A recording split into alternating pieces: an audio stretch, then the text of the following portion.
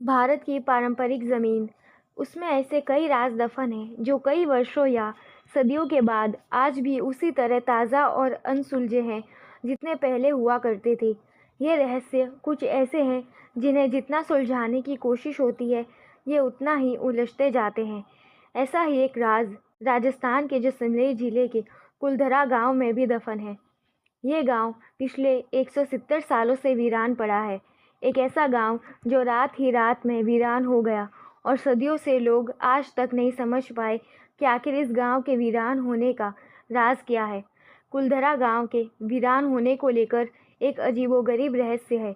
दरअसल कुलधरा की कहानी शुरू होती है आज से करीब 200 साल पहले, जब कुलधरा खंडर नहीं था बल्कि आसपास के 84 गांव पालीवाल ब्राह्मणों से आबाद हुआ करते थे।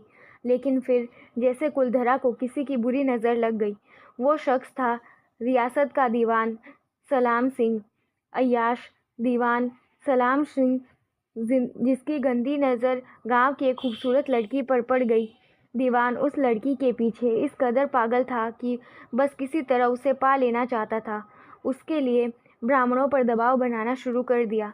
हद तो तब हो गई जब सत्ता के मद में चूर उस दीवान ने लड़की के घर संदेश भिजवाया कि यदि अगले पूर्णमासी तक उसे लड़की नहीं मिली तो वह गांव पर हमला करके लड़की को उठा ले जाएगा। दीवान और गांव वालों की ये लड़ाई अब एक कुंवारी लड़की के सम्मान की भी थी और गांव के आत्मसम्मान की भी। गांव की चौपाल पर पालीवाल ब्राह्मणों की बैठक हुई और 5,000 से ज़्यादा परिवारों ने अपने सम्मान के लिए रियासत छोड़ने का फैसला ले लिया। कहा जाता है कि निर्णय लेने के लिए सभी 84 गांव वाले एक मंदिर पर इकट्ठा हो गए और पंचायतों ने फैसला किया कि कुछ भी हो जाए अपनी लड़की उस दीवान को नहीं देंगे। अगली शाम कुलधरा कुछ यूं वीरान हुआ कि आज परिंदे भी उस गांव की सरहदों में दाखिल नहीं होते। कहते हैं गांव छोड़ते वक्त उन ब्राह्मणों ने इस जगह को श्राप दिया था।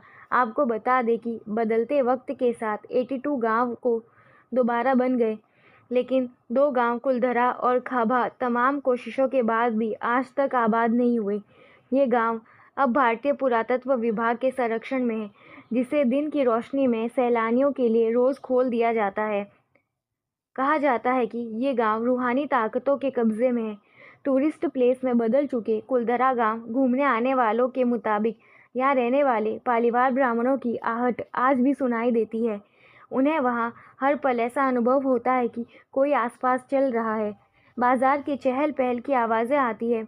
महिलाओं के बात करने की, उनकी चूड़ियों पायलों की आवाज़ हमेशा ही आती है।